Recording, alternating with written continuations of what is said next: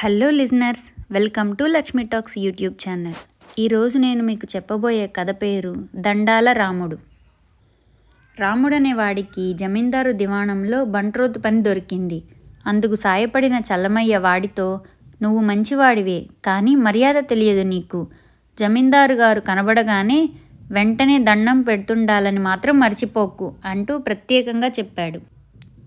ఈ విషయం రాముడు బాగా గుర్తుంచుకున్నాడు. మొదటి రోజున జమీందారు కనబడగానే దండం పెట్టాడు. ఆయన ఎంతో సంతోషించాడు. ఆయన అక్కడున్న వారితో మాట్లాడుతూ రాముణ్ణి మళ్ళీ చూశాడు. జమీందారు వాడి వినయానికి సంతోషించి పిలిచి ఏదో పని చెప్పాడు.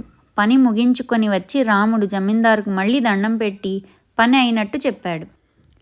అలా వాడు జమీందారు కనబడినప్పుడల్లా దండం పెట్టడం అలవాటు చేసుకున్నాడు. జమీందారు వాడికి ప్రతిరోజు చాలాసార్లే కనబడేవాడు. అంతేకాదు, జమీందారు మళ్ళీ రాముడి వైపు తిరగగానే వాడు వెంటనే ఆయనకు దండం పెట్టేవాడు.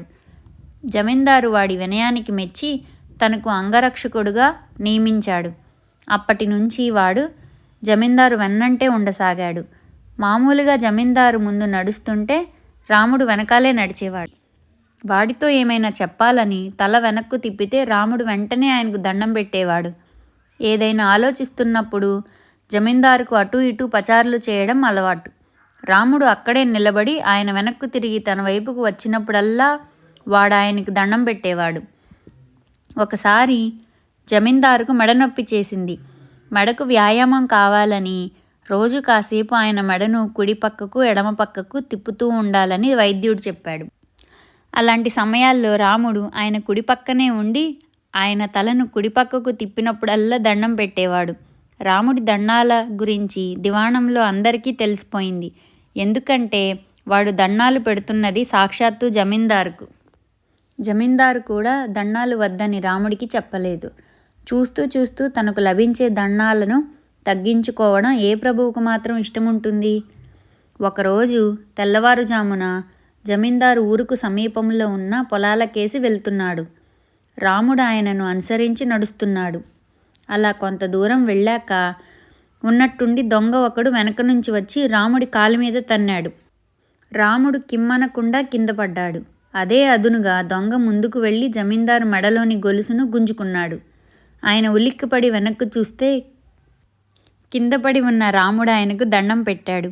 రాముడు లేచే స్థితిలో లేడని జమీందారు తనే దొంగ వెంట పడుతూ, ఒరేయ్ రాముడు, తొందరగా లేచి దొంగను పట్టుకో అని కేక పెట్టాడు. ఆ కేక వింటూనే రాముడు లేచి నిలబడ్డాడు. వాడు పరుగు పరుగున పోయి దొంగను పట్టుకునేందుకు రెండు చేతులు సాచాడు. అయితే దొంగ రాముణ్ణి తప్పుకొని పక్క నుంచి పరిగెత్తబోయాడు. రాముడు పక్కకు కదిలి వాణ్ణి ఆపేవాడే, కానీ ఆ సమయంలో దొంగకేసి వస్తున్న జమీందారు కనిపించాడు. అంతే, రాముడు అప్రయత్నంగా రెండు చేతులు జోడించి ఆయనకు దండం పెట్టాడు. అది అవకాశంగా తీసుకొని దొంగ శరవేగంతో పారిపోయాడు. జమీందారుకు చాలా కోపం వచ్చింది. చేజేతులా దొంగను విడిచిపెట్టేశాడని రాముణ్ణాయన మందలించాడు.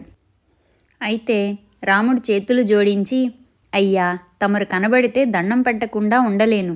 అందువల్లనే దొంగ తప్పించుకొని పారిపోయాడు.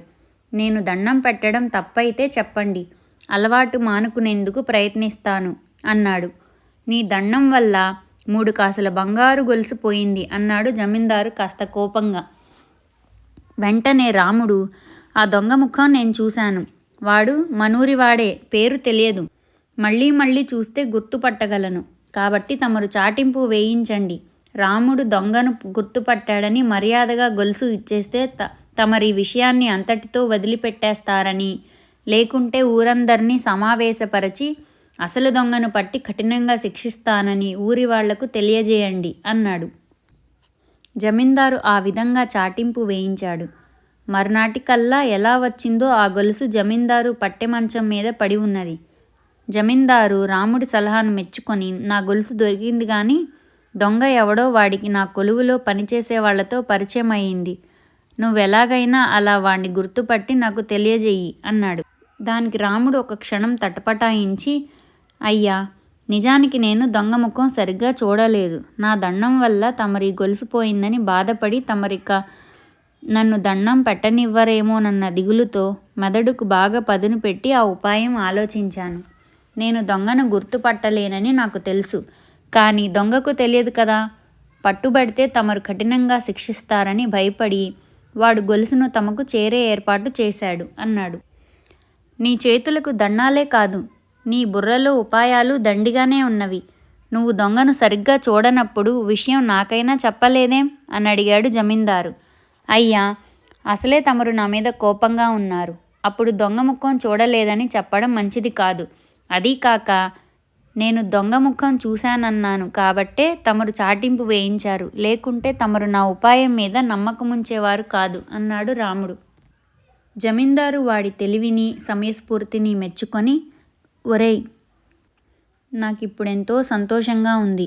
నువ్వు వంటశాలకు వెళ్ళి ఈరోజు భోజనంలోకి 2 రకాల తీపి పదార్థాలు చెయ్యమన్నానని నా మాటగా చెప్పు అన్నాడు. రాముడు వంటశాలకు వెళ్ళి ఆ విషయం చెబితే వంటవాడు సరేనని, ఇప్పటికే పూర్ణం బూరెలు చేశాను, రుచి చూసి ఎలాగున్నాయో చెప్పు అంటూ వాడికి ఒక బూరె ఇచ్చాడు.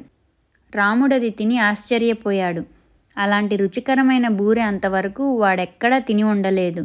ఇంకొకటి అడిగి తినాలనిపించినా మొహమాటం కొద్దీ ఊరుకున్నాడు.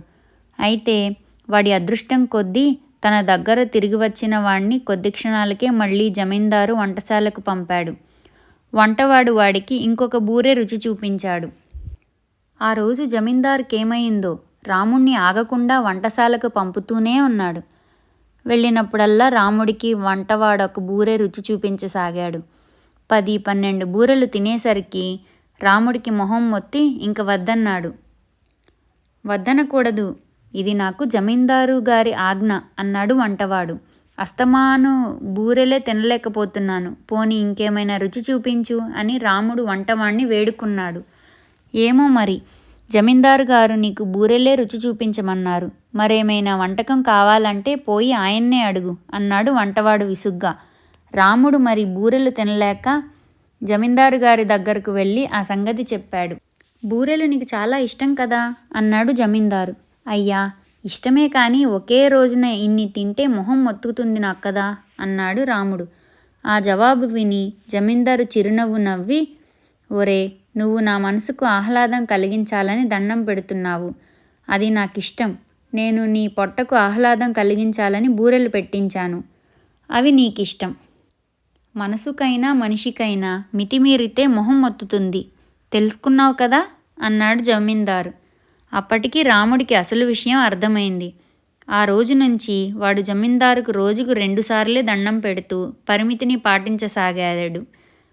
అయితే వాడికి దండాల రాముడు అన్న పేరు మాత్రం అలాగే ఉండిపోయింది. ఫ్రెండ్స్, ఈ కథ మీకు బాగా నచ్చినట్లయితే మర్చిపోకుండా లైక్ చేసి సబ్స్క్రైబ్ చేసుకోండి.